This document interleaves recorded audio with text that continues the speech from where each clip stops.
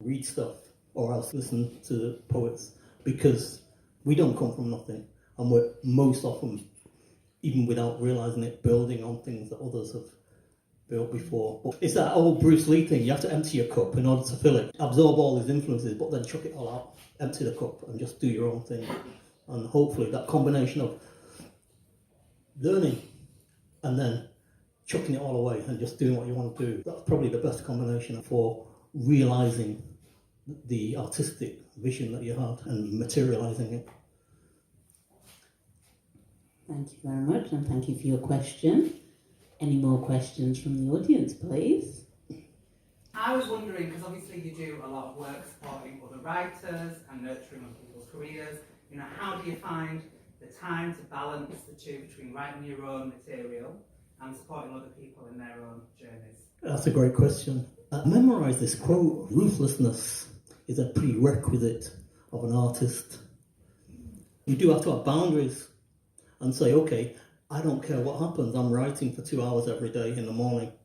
These mobile phones and social media and digital technology, they're a curse, because it means you can't concentrate. And my approach sometimes is just go away, because even though I love the city and most of what I write about is the city, when I go away to the countryside, nobody can reach me, nobody even knows where I am, and then I just write with a pen and paper, no technology. That's the ruthlessness. It sounds awful, doesn't it? I mean, saying, you know what, I respect and love myself as an artist enough that I'm going to wall off some time.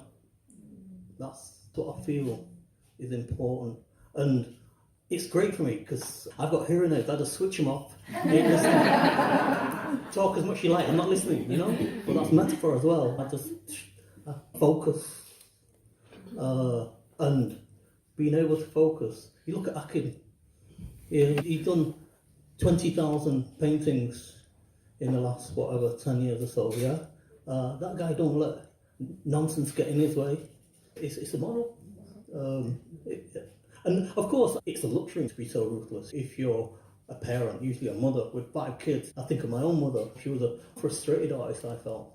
And she had a lot of things, like she'd paint the walls of our house, all kinds of crazy patterns. I asked her why. She said, well, you kept making them so dirty that I thought, if I just paint them, then your fingerprints just become part of the artwork.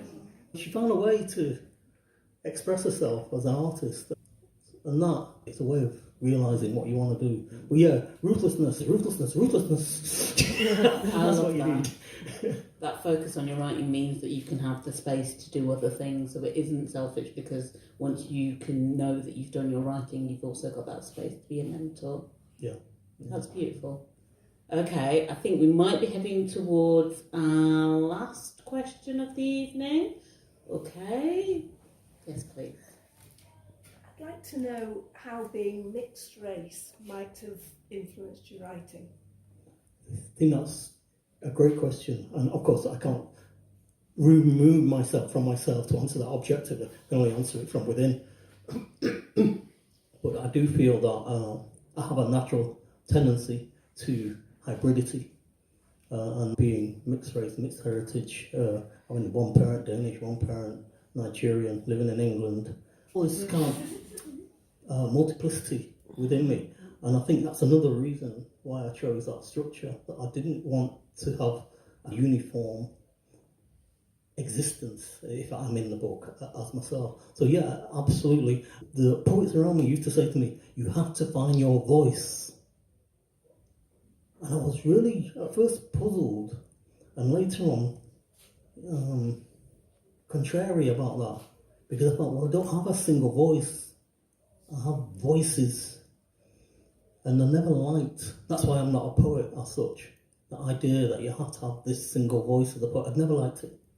And so I went into prose and whatever, because you can become more than one person. All the poets are in there ready to argue with me. We can argue later, okay? But I'll just tell you, this is my origin story. That's why I chose prose over poetry. I still do poetry, but whenever I'm writing poetry, I always feel confined by the idea that you have to have one voice. I don't like that. That comes from that mixed heritage background, I think. Thank you. I think one of the things that's come out of this conversation, and many of us that know you know that you are a natural storyteller in whatever form that takes. So we're all really excited about the book. So I've got an ask of the audience, not just because it's your birthday, but because it's also the book launch. If we could take a photo with everyone waving their book. Oh, what's a great thought. And then I've got the book. Borrow a book if you haven't got one. Borrow a